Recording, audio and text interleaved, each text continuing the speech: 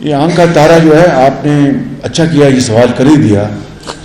بعض یار لوگوں نے اسلام آباد میں جب میں بات کر رہا تھا اپنے بڑے ہی محترم صحافی بھائیوں سے اور میڈیا کے جو اینکرز ہیں سب سے، تو ایک محترم خاتون بہن نے مجھے یہ کہا کہ وزیر اعظم صاحب آپ تو اسٹیبلشمنٹ کے 30 سال سے آنکھ کا تارا ہیں.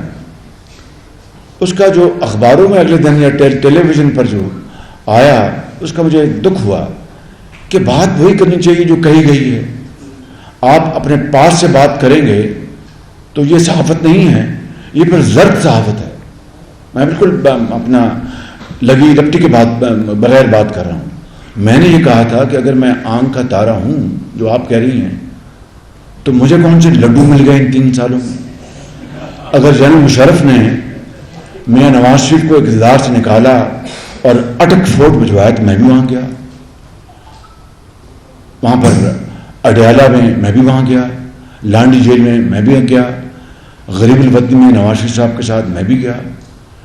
جب میں اس کے بعد کی بات کر رہا ہوں، جب میاں صاحب کو اقتدار سے نکالا گیا اور ہمارا ڈاکہ ڈالا گیا ہمارے الیکشن کے اوپر، تو میاں صاحب کو گرفتار کیا گیا، میں بھی گرفتار ہوا. 1 دفعہ نہیں 2 دفعہ ہوا. کمر کی بھی کوئی پرواہ نہیں کی گئی. کہنے کا مقصد یہ ہے کہ یہ آنکھ کا تارا جو آپ کہہ رہے ہیں، میں اسے تو میں آپ کو کوئی جواب نہیں دینا چاہتا، مگر اس کے نتیجے میں مجھے کیا ملا یہ بتا دیں آپ ذرا.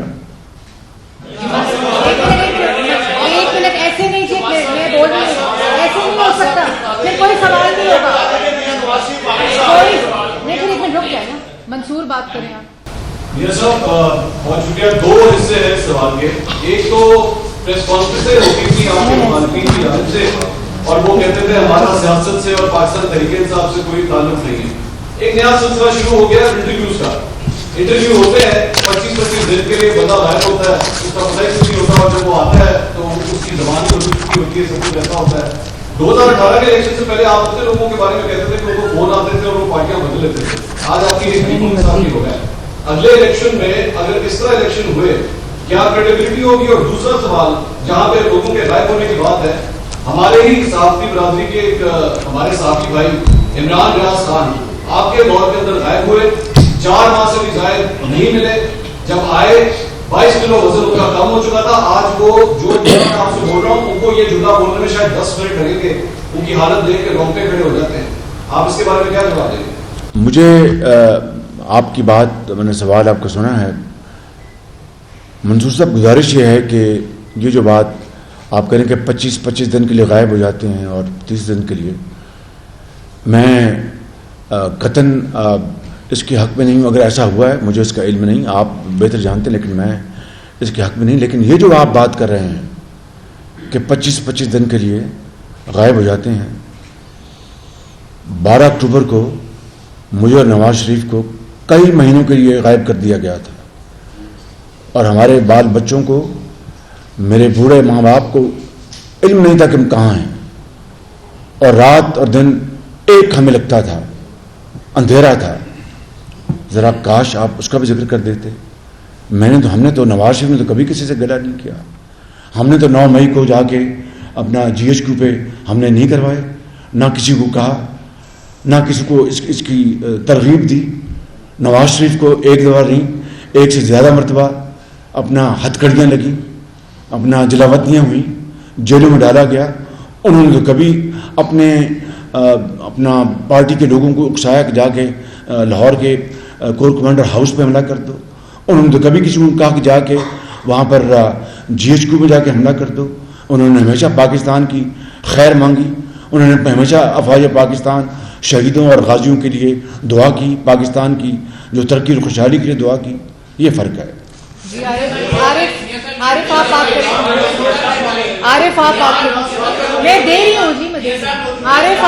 مجھے اس کا علم نہیں. آپ بتا رہے ہیں. نہیں میں نے نہیں خیال میں ہمارے دور میں میرے علم نہیں. اگر آپ کہہ رہے تو میں آپ کی بات کی تردید نہیں کر رہا، لیکن آپ کہہ رہے ہیں اب وہ گھر آ گئے ہیں. 4 महीने के बाद घर आए और उनकी हालत देखी तो ढांचा बन चुके हैं। अगर मुझे आप मौका देंगे मैं पता करके नेक्स्ट टाइम आपको बताऊंगा। जी आरिफ साहब, आरिफ ऐसे नहीं, मैं दे रही हूँ, आखिर मैं दे रही हूँ। आरिफ आप बात करें, आरिफ आप बात करें। इमरान खान के दौर में आपको आमदन में गिरफ्तार किया गया, उसके बाद आप लोगों ने एक एंटी एस्टेब्लिशमेंट बयानी बनाया, आपने बाजवा के ऊपर पापा जॉन आपने कहा कि आमदन से ज्यादा बताते इन्होंने बनाए, पापा जॉन की स्टोरी है, ये आपने कबूल की। आपके दौरे हुकूमत में साबिक आर्मी चीफ कमर बाजवा के ऊपर आमदन से ज्यादा बतातों की एक स्टोरी है, उस सहाफी को जेल हो गई और बाद में आपने क्या उस स्टोरी के हवाले से इंक्वायरी कराई कि ये असासे उनके जायज हैं या नाजायज हैं, या आप बेख्तियार वज़ीर आज़म थे इन तमाम चीजों के हवाले से इंक्वायरी कराने के बारे में? किसके हिसाब से? देखिए बात यह है, प्लीज़ ज़रा आपका सवाल बड़ा रेलेवेंट है। ये मेरा काम नहीं है कि मैं इंक्वायरी करता फिरूं बतौर वज़ीर आज़म। उसका एक इदारा है, उसका नाम है नेशनल अकाउंटेबिलिटी ब्यूरो, नैब जिसे कहते हैं। ये अलग बात है कि इमरान नियाज़ी और नैब गठजोड़, ये इस्तिलाह मैंने दरियाफ्त की थी, असेंबली में मैंने इसका जिक्र किया था आज से 4.5 साल पहले। वो जो गठजोड़ था उसने पाकिस्तान की जो तरक्की को तबाह बर्बाद कर दिया। वो सिर्फ और सिर्फ नैब जो था वो हिज़्ब मुखालिफ के जो सियासतदान थे, जो अपोज करते थे उस हुकूमत को, ये उनके ख़िलाफ़ था। उनको सियासी तौर पर ख़त्म कर देने के मुतरादिफ था कि वो दोबारा सियासत में ना आएँ और मिर्ज़ा यार फिरे, क्या कहते हैं इसको, गलियाँ, ये वो था। लेकिन आप मुझे बता दें कि इस दौर में, मेरे दौर में, कोई एक मैंने अपना ऐसी काविश की हो कि मैं को नैब को मैंने इस्तेमाल किया हो, कोई सवाल पैदा नहीं होता। अगली बात, एहतसाब सबके लिए होना चाहिए, अक्रॉस द बोर्ड। और अगर आप ये ज़रा थोड़ा सा आप मेरी बात को बुरा ना माने, तो आज तक जो एहतसाब का जो लाठी है वो सिर्फ सियासतदानों पर चली है, सिर्फ सियासतदानों पर चली है। और ये एक तारीख का एक बड़ा, एक मैं समझता हूं कि बहुत ही एक स्याह बाब है। एहतसाब वो है जो कि सामने साफ नजर आता हो और लोग उसको तस्लीम करते हुए नजर आते हों, वगरना जो कुछ इन 4 सालों में जो ऑपोजिशन के साथ हुआ है, मैं उसकी बात तफसील में नहीं जाना चाहता। क्या क्या कुछ नहीं हुआ उनके साथ। और वो जो नैब ऑर्डिनेंस था वो मैं तो नहीं लेके आया था कि रिटायर्ड जजेस को लगाया जाएगा। उस हुकूमत के सरबराह जो इमरान नियाज़ी थे, उन्होंने अपनी मनपसंद के जजेस को लगाना था।